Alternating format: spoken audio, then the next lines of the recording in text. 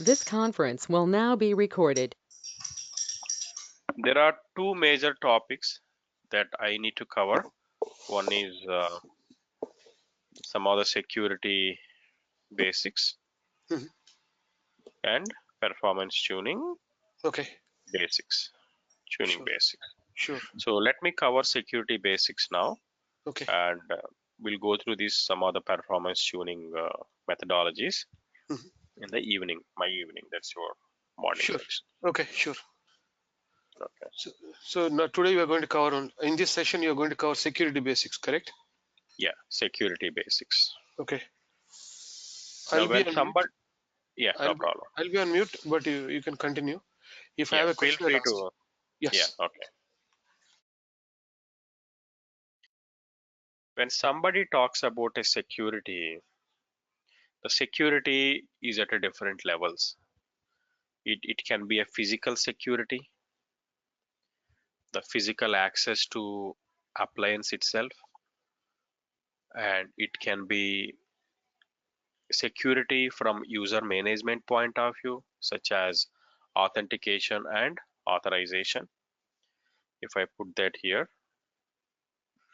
so some of the security basics we follow is through user management, that is to authentication and authorization.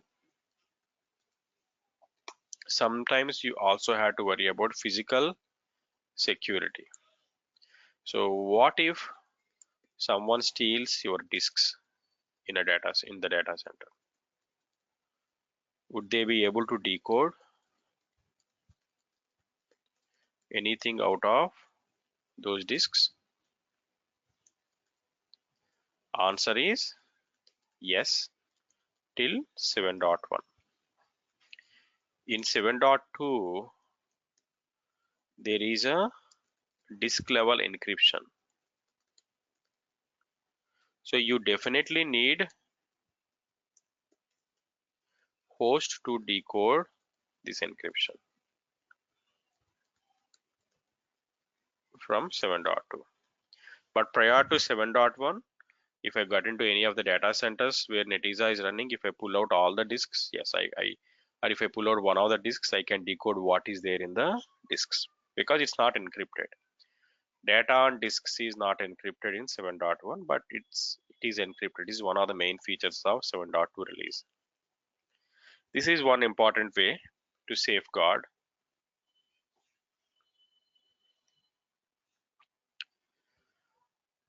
Okay. So this slide talks about giving the restrictions, accesses to the required people only, and also restricting the port number, the 5480 port number through firewall. And also one more important thing is restricting access to physical host, restricting access to a physical host itself. Um, so ideally we should not allow anybody to have user account on Netezza host other than DBS. There is absolutely no need, because in Netezza the database users are at database level like Oracle, unlike DB2. So there is no reason for anybody to have user account on Netezza host box. So those are the some of the basics that's covered as part of this first slide.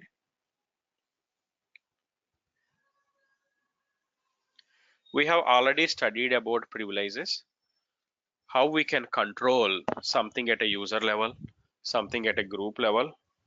How can we make a user as a super user or a user with a limited roles at a different database levels or at entire instance level, that means all database levels. We have studied this as part of user management already. Yes, through grants and revokes. One important thing to note here is when you do a grant, especially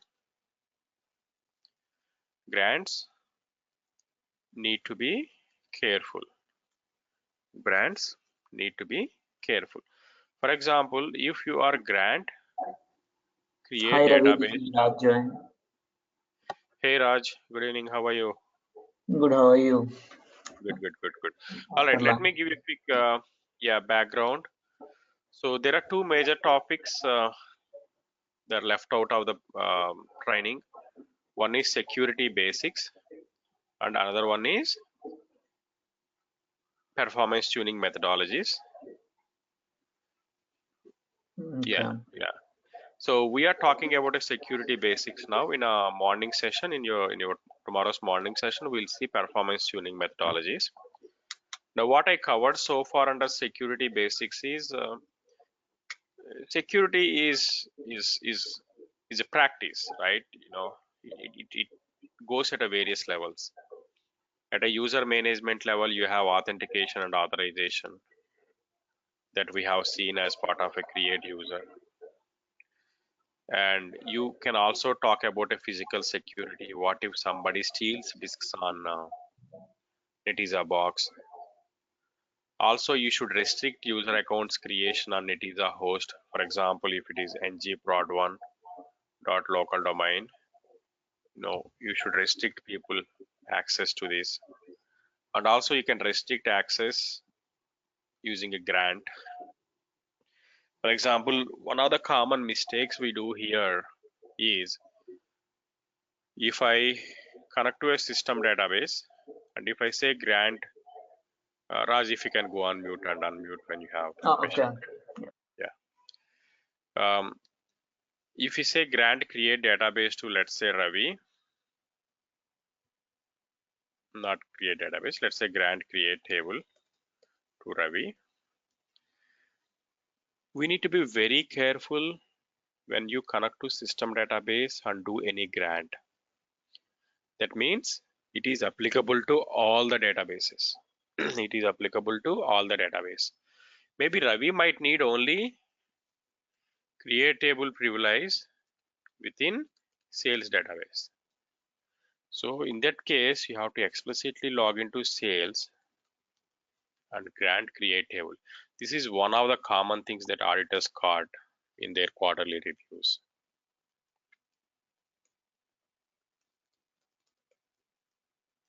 Right? So this is the this is also at the basic level that we need to really pay attention. So like Ram mentioned, don't give more than what they require, right? Always give them the least privileges possible.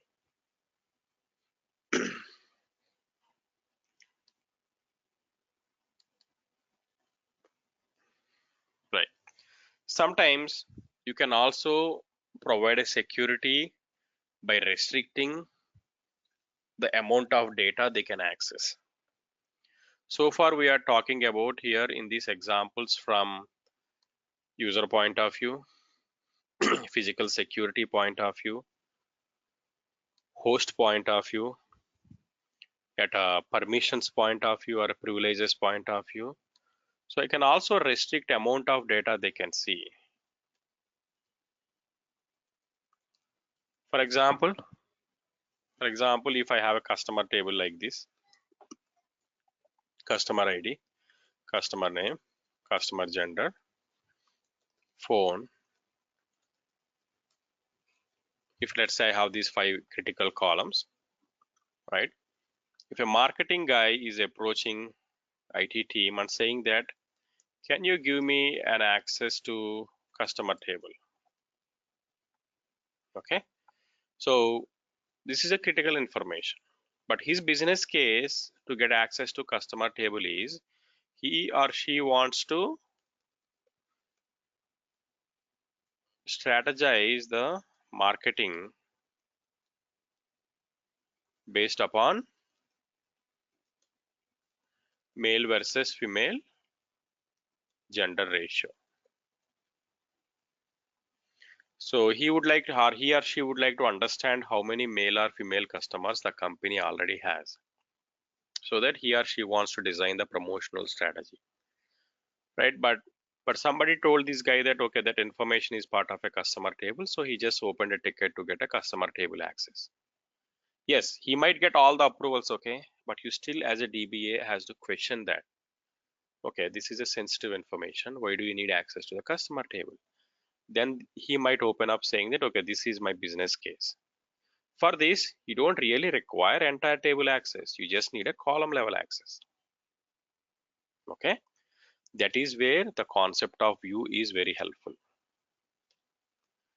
View is, since I cannot give just at a column level, right? I cannot give at a column level. I can restrict the data by creation of a view. I simply create view like this.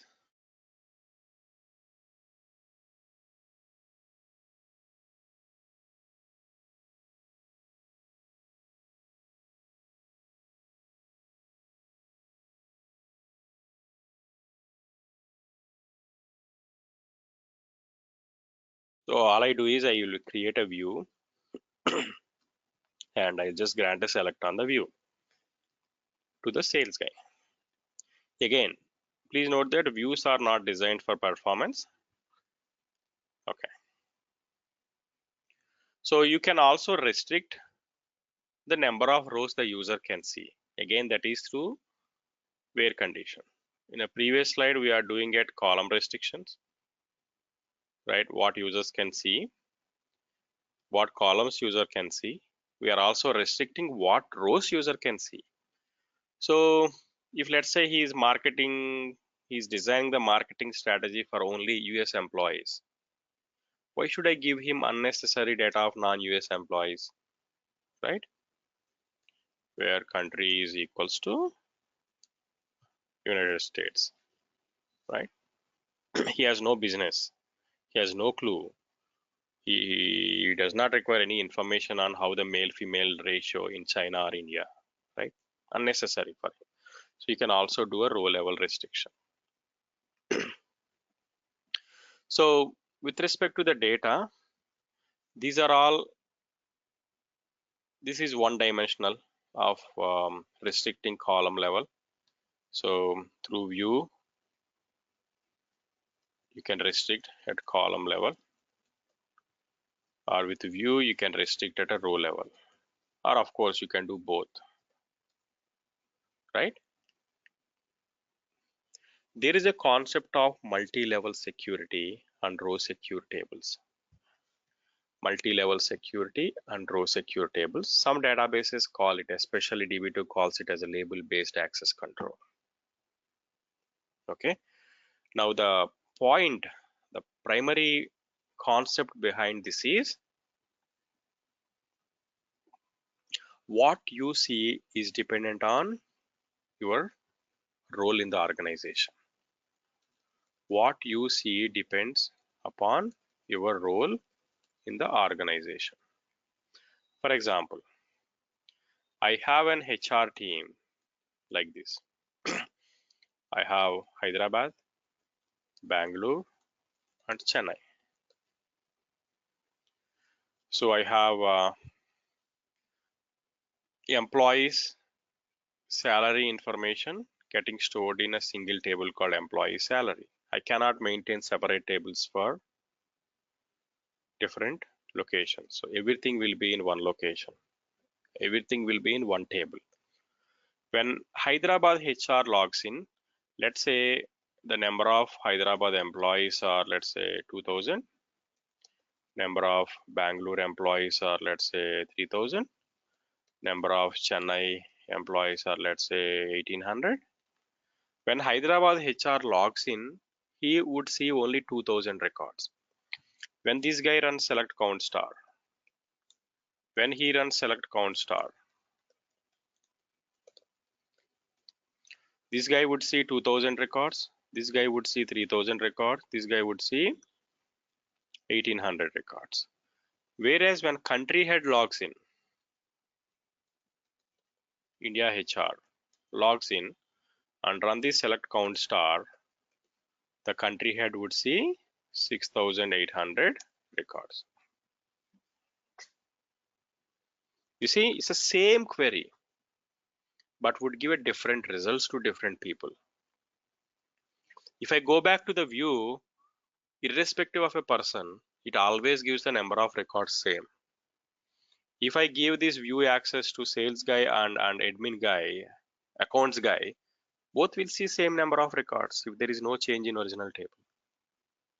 But here I'm not talking on that aspect. The dimensions are completely different, right? Can't I present the data based upon the role? For example, in Hyderabad itself, I might have multiple departments, right? I might have a DBA team, I might have a SAP team, I might have, SAP team, I might have testing team, I might have dev team. Each have its own HRs, right? HR1, who is responsible for DBA team, has no business absolutely to see employees of HR2, obviously, right?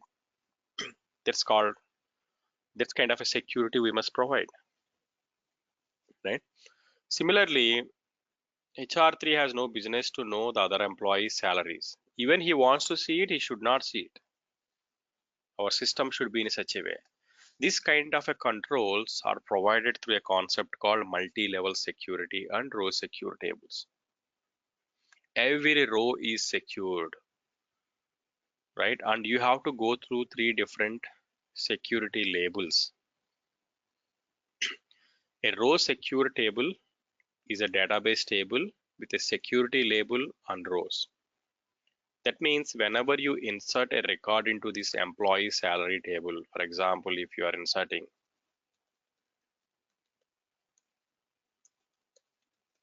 employee ID, employee name, employee salary, there would be one more column which is in the form of level, category, cohort. Level, category, and cohort. The best example to help you understand this is it's like in a James Bond movies, right? When somebody is going to steal something from a highly secured vault, there are different levels he has to pass. The first one might be a swipe of a card, right? That you can think it of as a level. The next one might be through a password. The final one might be through eye scan. If that person clears all those 3 levels, then only that person is allowed to see or steal the data. That's exactly the idea behind this concept. A person has to meet all these 3 levels, right? All these 3 levels to see this data. 3 different dimensions. Basically, you are putting it in 3 different dimensions to see this data. Okay. Every user, also principal, has a security profile, right? If I don't specify any security extra column here, like who can access this, whoever is the user inserting it. For example, if Hyderabad HR is inserting, the Hyderabad HR has his own or her own security profile that will be inserted. I will in a second talk about what is level, category, and cohort. The security label has 3 dimensions. It's like a stamp on top of a row. Okay, you clear all these levels, all these dimensions, yeah, you are allowed to see. What is the first level talks about? First dimension talks about, it's a level. It's an ordered set of security levels. For example, there is already a default one which is called Omni, which is the highest level, and public, which is the least level. Each level has certain numbers. Each level has certain numbers. Let me see if I can show this.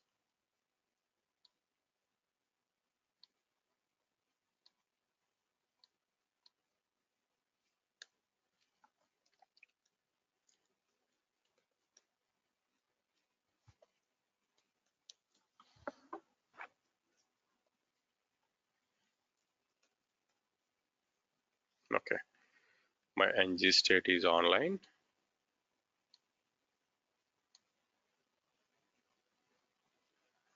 What is the IP address?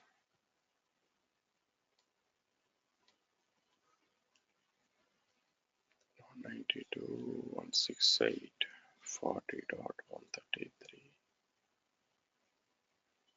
and Z.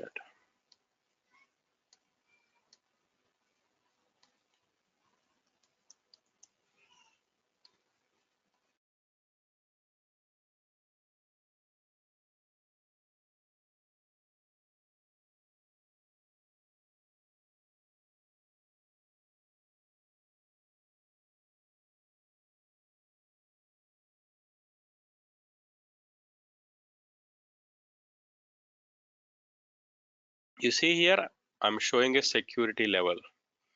The default security levels by default they create is public 0, omni 32,000. Okay. Now, if I insert a record here and if I say level as 500,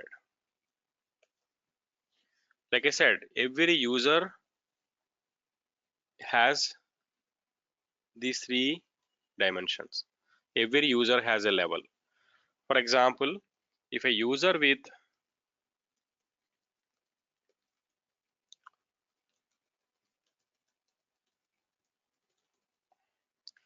but this guy is, let's say name is Chris and his level is only 400. He cannot access this record because he failed even in the first dimension itself. It's like those movies, the entrance itself that person failed. Okay, level is just a ordered numbers. Level is just a ordered numbers. If you want to access that row or if you want to clear the first level, first dimension, you have to have a greater than or equal to that number.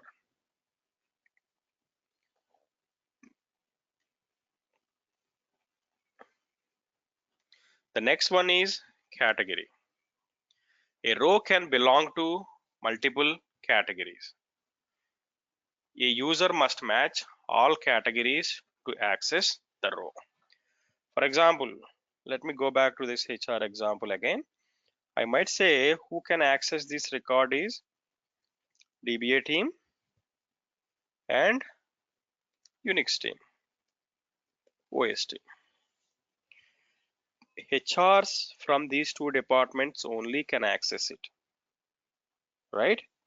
Now, if Chris is coming up with this security profile, it failed for him. Now, Mike is coming up with a security profile called, his level is, let's say 800. He belongs to DBA. He belongs to DBA, OS and storage teams. And his cohort, we haven't decided yet. Now, when Mike comes and tries to access this row, the first thing it does is, first dimension is compared against the level of user, okay, which is definitely greater. So first security check is cleared. Next, the categories. This row will be only accessible to the people belonging to these 2 categories. Yes, these 2 categories Mike is also part of. So Mike also cleared dimension 2. Mike also clears dimension 2. Right. Now, the third category is called cohort. These cohorts can be hierarchical. A user must match at least one cohort to access the row. Now let me define this cohort here.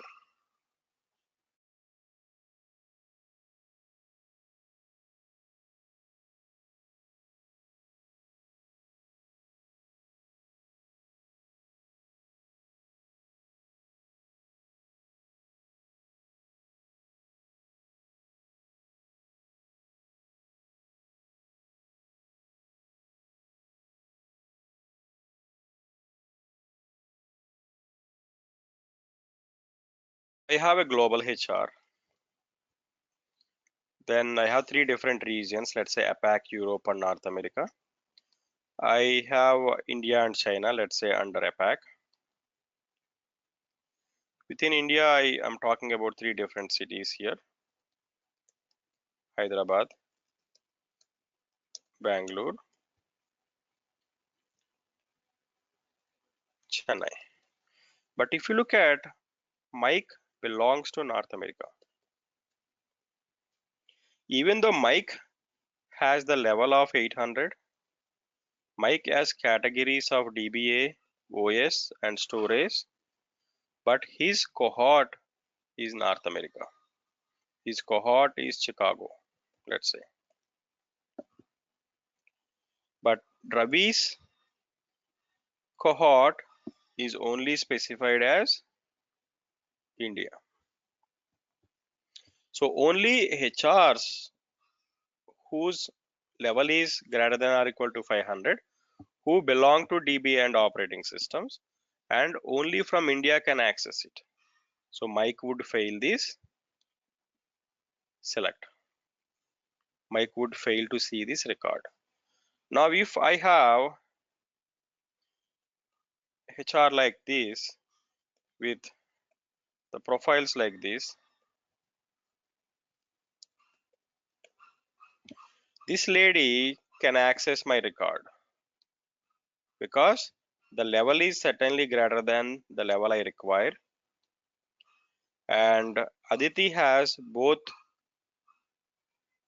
categories that required for this record, and the cohort, yes, Bangalore is definitely part of India, right? So Aditi would pass all the requirements to see this record. Yeah, of course, if you want, we can add 4th dimension, right? For the first dimension just talks about less than or greater than. Second dimension talks about inclusions, right? The third dimension talks about parent-child relation. So if you find out a 4th dimension, yes, you can add a 4th dimension too. All right. So that exactly is what is described in my row security example. Row security example. But please note that you cannot create row level secure tables because they are a performance degradient reason. So the row security is not for performance. Okay, if you keep checking this for at every row, okay, whether level, category, cohort, level, category, cohort for every, yeah, it's going to impact a lot of performance, right? That is why we don't generally create row secure tables. That's why row security is by default disabled. If you see this PostgreSQL configuration file,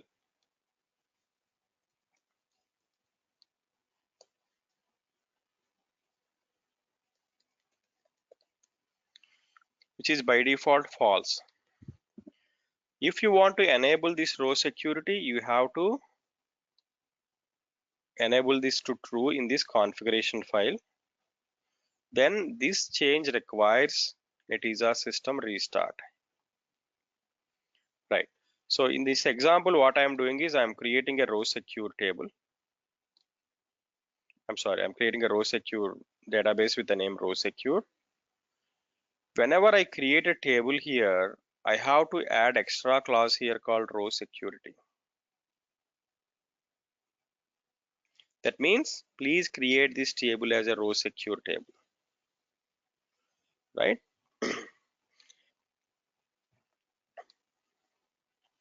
So these are the 3 different dimensions: level, category, and cohort. Now I'm creating a security level as restricted with 500.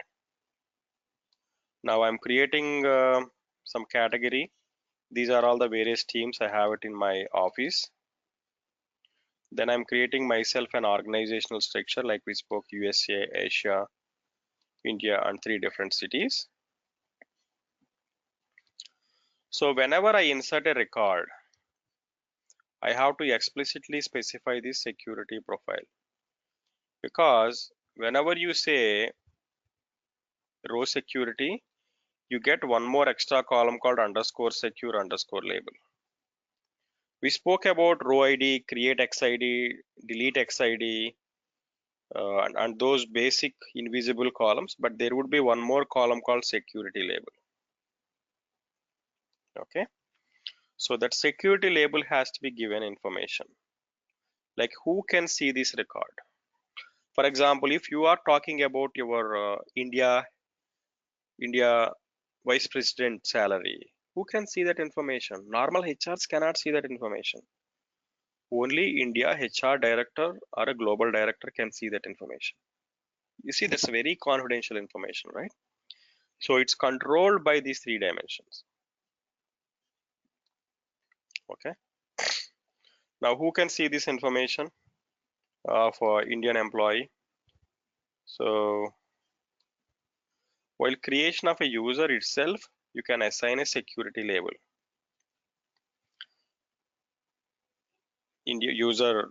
India HR information, USA HR information. While creation of user itself, you can specify this. So what I want you to do is, I'm not proceeding with this exercise, but this will be uploaded in the Google Drive. Please follow these instructions just blindly. I've tested it number of times. That's enough. That's enough to practice to understand these row secure tables. Now, what I want to show here is when a HR from USA logs in and queries a salary table, she would see only one row, even though there are two records. Yeah. When somebody from India will see one record, right? Just understand this. There would be one more column added for every row. Underscore security underscore label. Okay.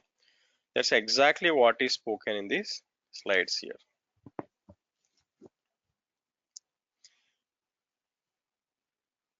Again, if I go back and quickly summarize on whatever we spoke so far, we are talking about some of the security basics.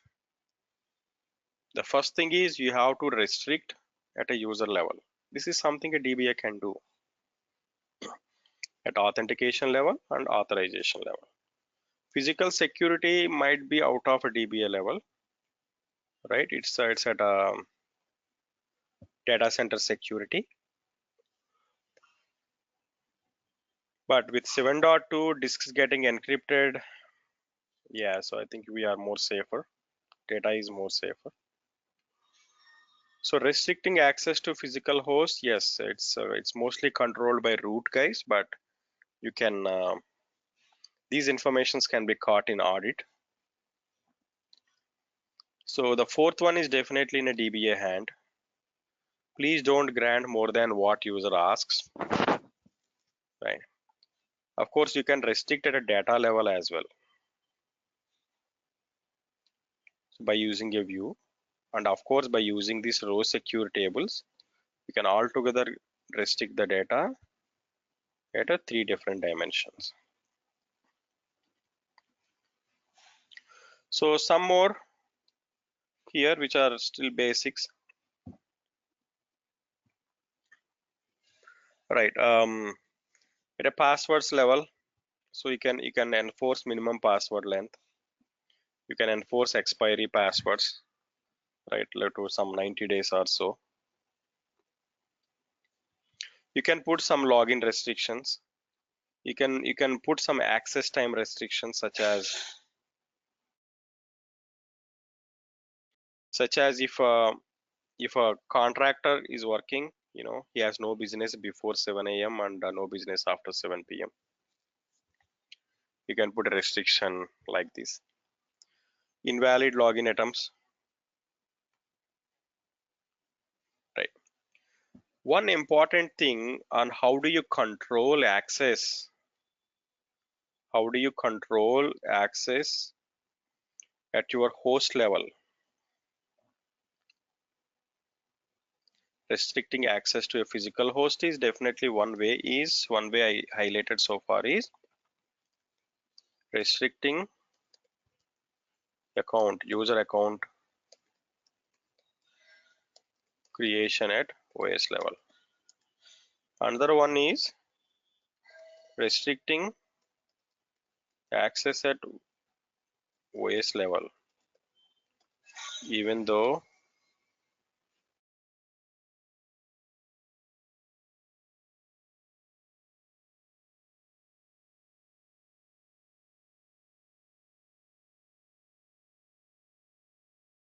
so we are pretty much restricting the access at a listener itself, at a port level itself, at a port itself.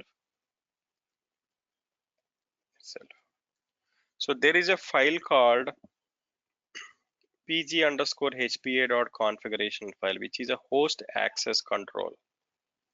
Before your user ID and password are authenticated,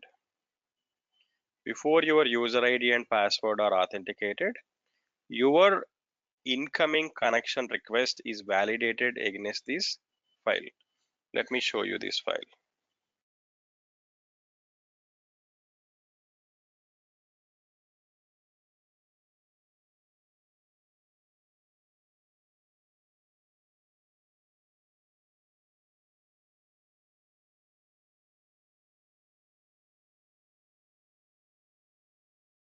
The description of this file is very well written in the top lines, but there are entries into this file with 4 or 5 different columns. The first thing is the first column is talks about from where the connection is coming to. If the connection is coming from a local, just trust that connection. Don't require any password. Local means somebody physically logged into the box and they are saying NGSQL. Yes, trust that connection. Don't ask for password. Right? The second column talks about database. The second column talks about, just hold on a second.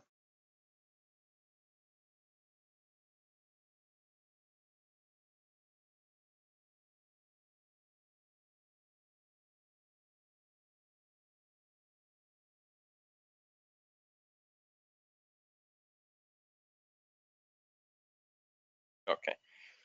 So the second one talks about which database. Any database. All means any database. Right? Hold on a second.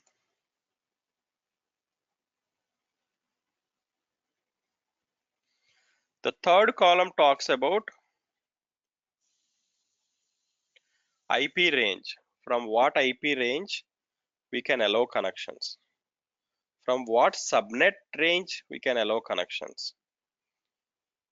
Or what is our decision? Are we going to allow the connection or reject the connection?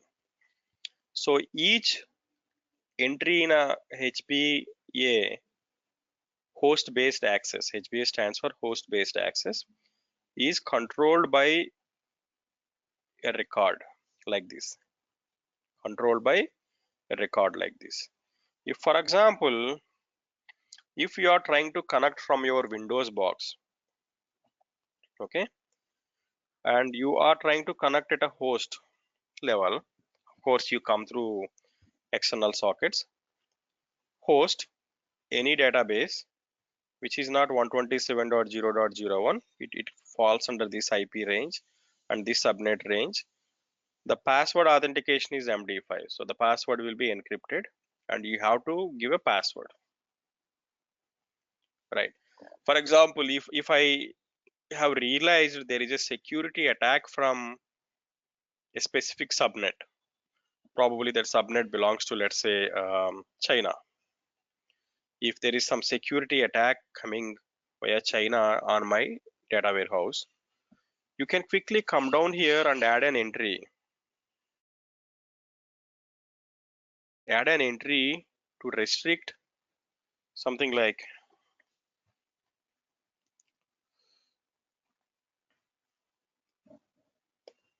host any database, so any IP which is coming from the subnet range.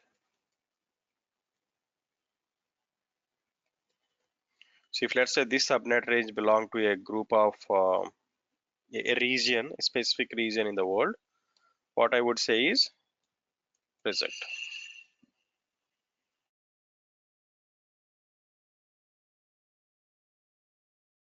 Just say reject.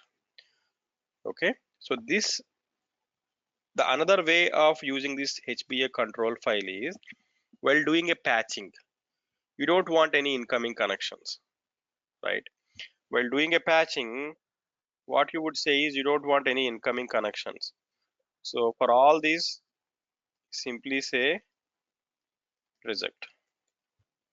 All external connections you simply reject. Okay. So your connection won't even get authenticated first.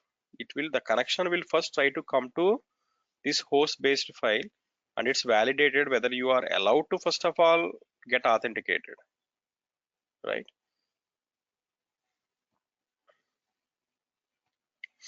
So this is an important way of restricting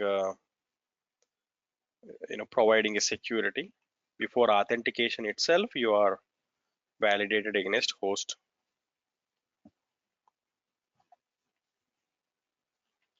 So of course people talk about encrypting the data at a user data level itself. There are some encryption functions. Yes, we are restricting at a host level. Yes,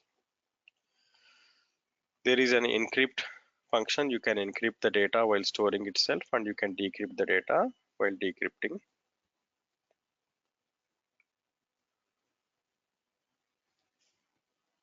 So while inserting itself, you can say encrypt. While selecting, you can use the decrypt function.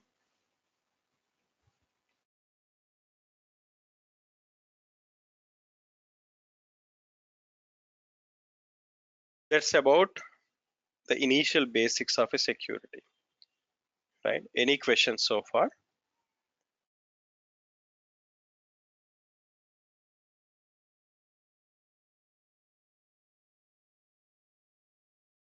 Okay. So this presentation further proceeds and talks about SSL and Ldap. So let me break for 5 minutes and come back and start on this SSL and Ldap. Okay. Let me take 5 minutes break, please. This conference will now be recorded. I am back.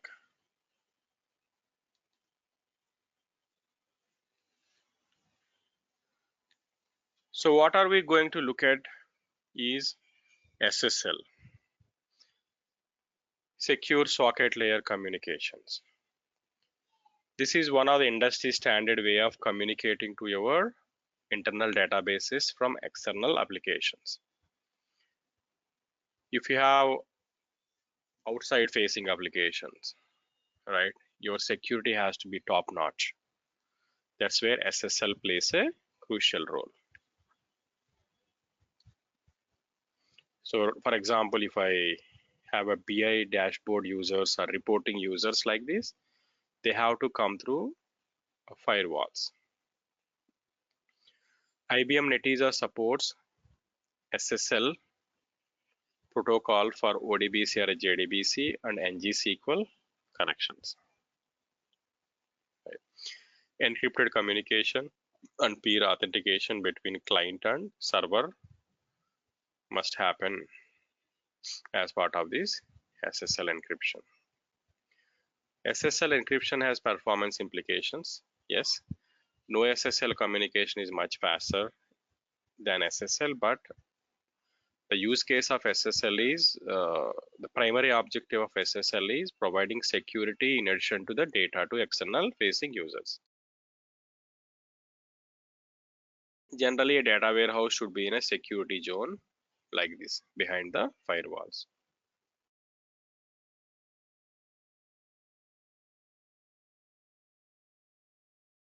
So there are two terminologies. One is encryption of a data.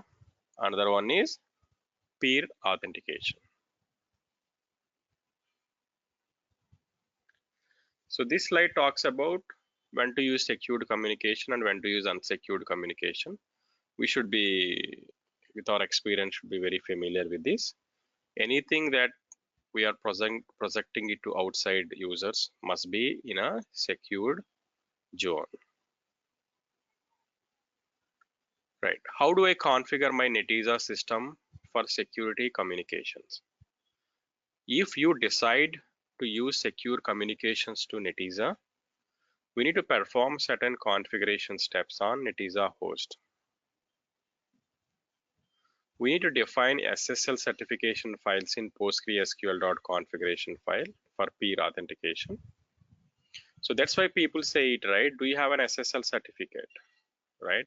For example, if you talk about the VPN, the certificate needs to be downloaded. That's a peer authentication certification, right? So if I want to connect from my personal laptop to my company VPN, it's not possible because even though I can download Cisco VPN client, but where should I get the peer authentication, right? I need a certificate. So SSL, in SSL world, we keep hearing a term called certificate.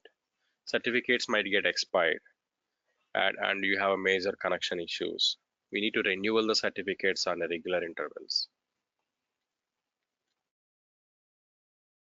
And we create connection records to restrict and manage client accesses to Netezza system using ngSQL with various subcommands. In the next slide talks about the examples of it. Set connection, show connection, and drop connection. Your Netezza client users must specify security arguments if they want to use SSL when they connect to Netezza by specifying -security level -CA certification file, peer authentication file.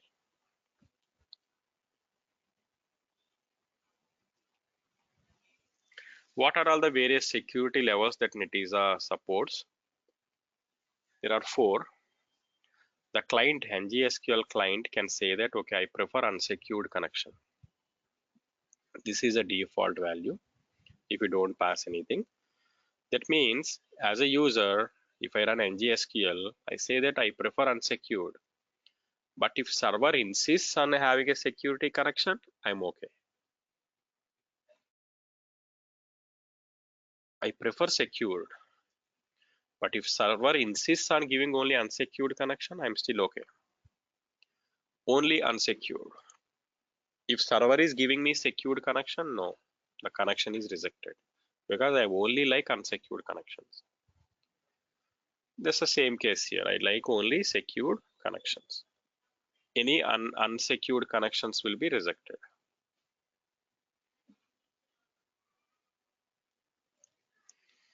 Here is a format of a connection record. Here is a format of a connection record, which has basically 5 different entries, right? You have a type, whether we are talking about a local or a host SSL or host no SSL. So we have seen an example of local and host in pg_hpa.configuration file. And you can specify an individual database name or an all databases. You can specify an IP address range. You can specify an subnet range, and you can specify an authentication type.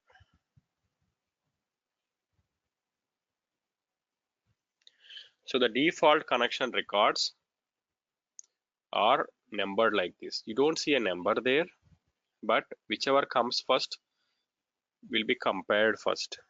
Whenever, let's say if Raj is sending a request to my Netezza database, the incoming request, even before authentication, his user ID is validated locally or through Ldap. His request is compared against this host control record. Is it a local request? No. Is it a host request? Yes. Is it for database XYZ? Yes, it is all databases. Is it coming from 127.0.0.1? Is it a loopback address? No. So it will go to the third record. Is it a host? Yes. any database, any IP, any subnet mask. Yes, I want a password. The password must come in an encrypted format. So whenever any incoming connection request, it is compared with the first record, second record. If first record is not satisfied, goes to second. If satisfied here, it does not go to the third record. Okay, so this ordering is very important.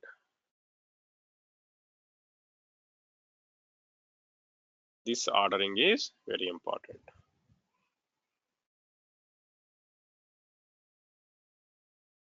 How do I define these? You define these connections. See, it is not advisable to go and modify pg_hba.configuration file manually. Don't do that. It has to happen through these commands: set connection, drop connection, and show connection. Let me run this show connection and show you.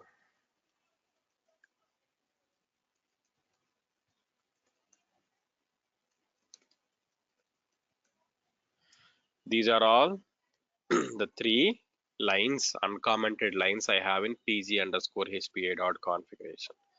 Like I said, any incoming request will be compared with the first connection ID. If it is not satisfied, goes to the second, then goes to the third. If it is not satisfied, it is rejected. Right? If you want to add any host SSL, you have to decide where you want to add. You want to add it at 4 or you want to add it between 2 and 3. I prefer adding between 2 and 3 because 3 is open to every connection. So how do I add that? Using a command called set connection host SSL database, any database, IP address. From this specific IP address, this is a subnet range, and default is MD5 if you don't specify. A new record will be added like this. A new record will be added like this. But I don't want this record at here because this will never come. The chance for this guy will never come because always it gets satisfied here because we are giving any IP address. So I want to swap these 3 here and 4 here. Now for that you need to drop this 3 and then add one more time. Right? You need to drop connection 3 and add connection 3 one more time. When you drop, 4 becomes 3 and you have to re-add it. So you have to play it because this is a very, let me tell you this, you don't quite often modify this. Very rare, right? If you do it some mistake here, you have an entire outage. Even though your database is up and running, you cannot cross that firewall. You cannot cross this host based file. Okay, we need to be very careful. So in summary, some of the important things we spoke are specifying the security level. Do you want unsecured, which is at a host? Preferred secured is host SSL. Only unsecured host, only secured host SSL. And you have to specify the peer authentication file. It's a certification file. The information is written in, then the file has to be given in PostgreSQL.configuration file.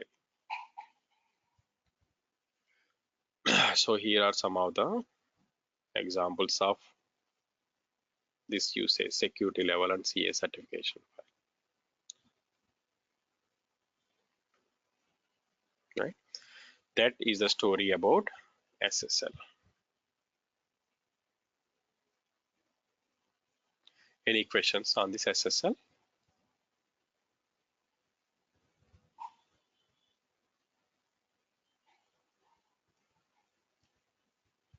Okay.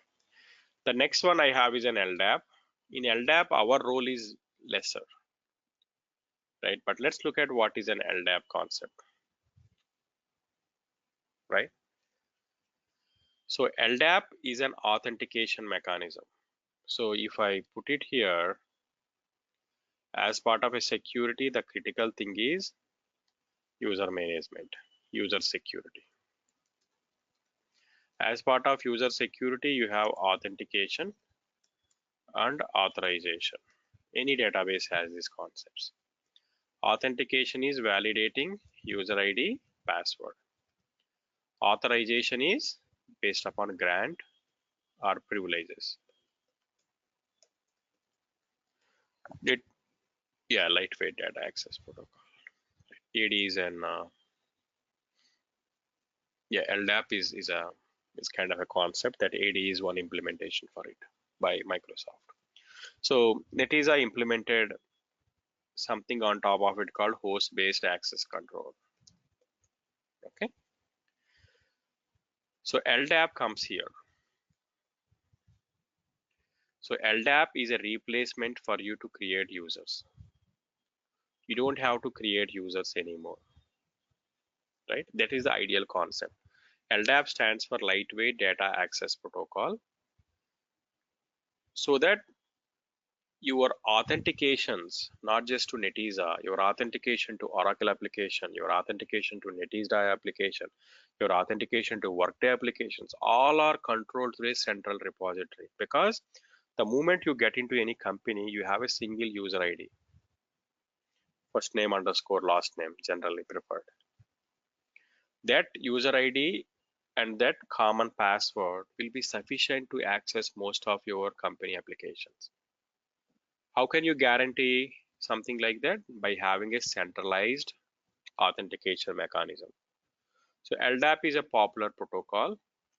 One such implementation is Active Directory from Windows, right? So another such protocol for Ldap is a Kerberos. So Netezza started supporting this from 7.2, but these slides only talk about Ldap. But the idea behind them is same. You have to work in closure with this Ldap guy to do your authentication changes. Ldap is an acronym for the Lightweight Directory Access Protocol. Ldap provides a means of managing centralized user accounts in a network environment. Ldap offers a scalable and secure approach to network management. By setting Ldap authentication for Netezza, you can use an Ldap name server to authenticate users, manage passwords, activate and deactivate accounts. So one less headache for a DBA. But still, please note that you still control the authorization because that's within your application or within your database. Here is a pictorial view of it. You are a client. You are sending a request to Netezza performance server with a user ID and password. Netezza has no clue on passwords except for admin accounts.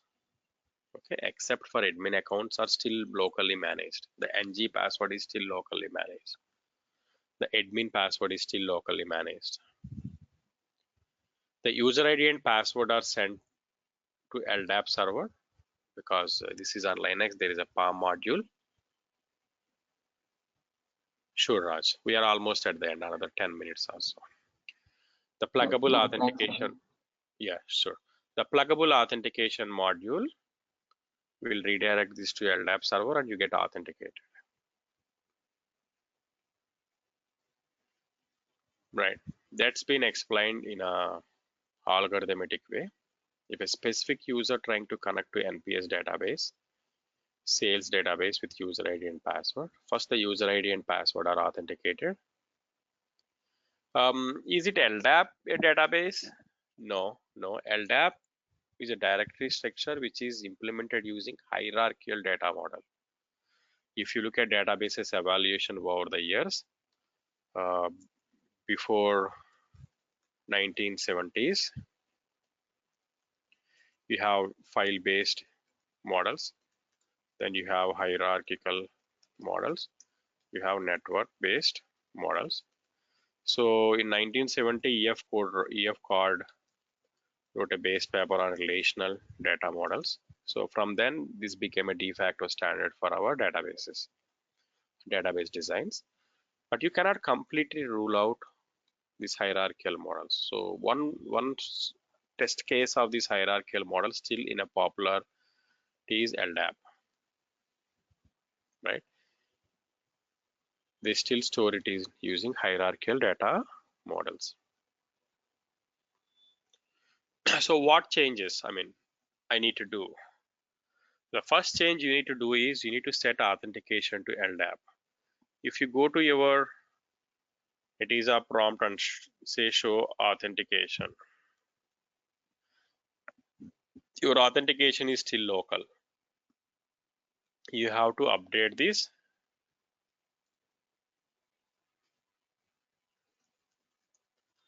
authentication using a set command. Set authentication to Ldap. Here are your Ldap settings. You need to, somebody has to let you know that the Ldap server information, what is the base directory, what is the version, Ldap, the port number, that information somebody has to let you know. Is it using lowercase or uppercase? This information can be obtained from an Ldap guy.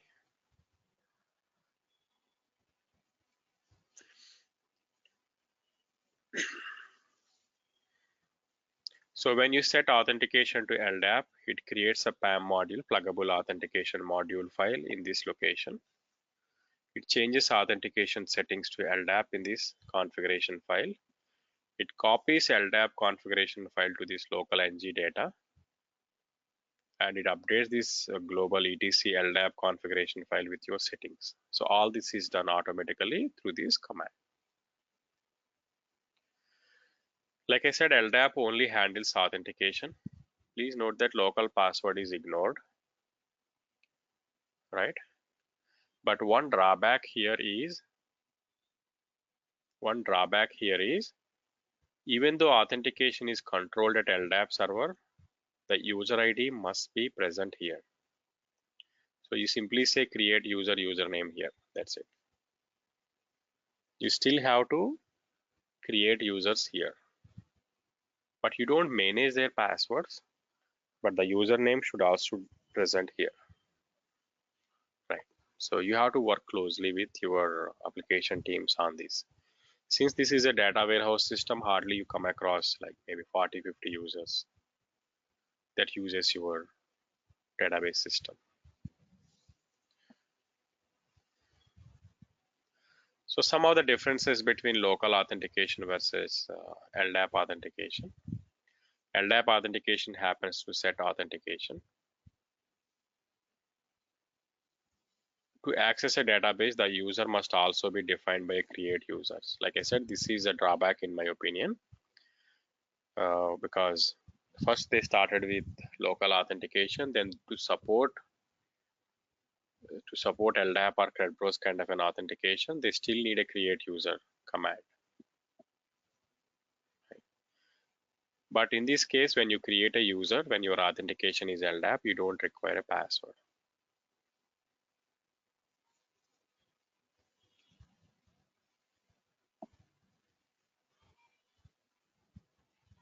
Right.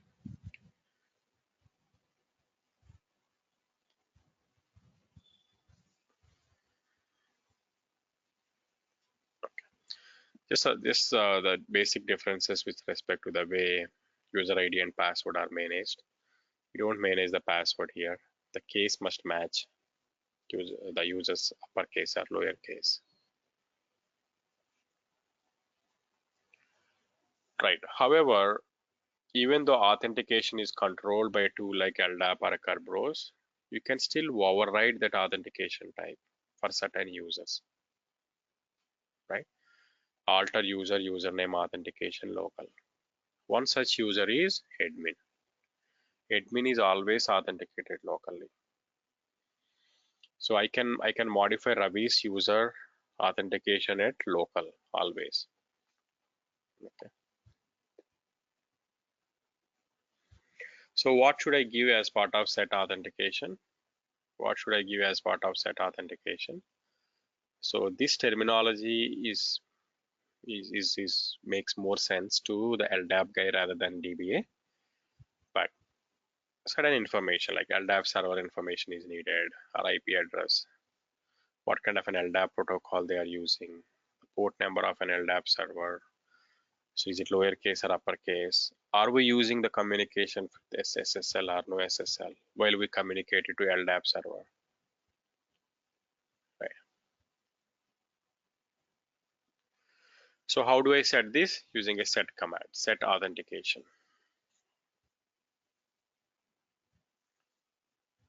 So the further explanation on this base string, server, version number, port number.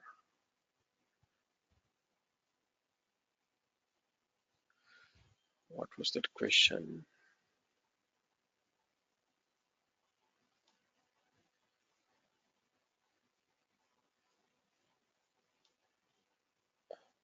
Hey Ravi, How I'm to trying to enable use this. Okay. I'm trying to run these commands, but they're not. Are there any? Are they located in a specific path in the, and that I had to include in the path environment variable, or there is something else that allows that to happen? Um, hold After on a second. completing this, you can let me know. Yeah, let me finish up these slides. Yeah, I got sure. just a couple Okay, more. thank you. Yeah, here is a quick Ldap example. Set authentication Ldap, the base thing. This information has to be given by, like I said, Ldap team, right? Our work with respect to this authentication changes is less. All you got to do is just modify this authentication with the right inputs. So if you don't want Ldap authentication anymore at your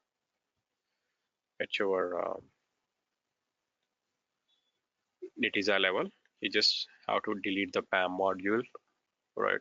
You just have to copy this Ldap configuration file that is copied in your ng data to etc Ldap configuration, and you just have to change this HBA configuration file to default MD5 instead of Ldap in the fifth column.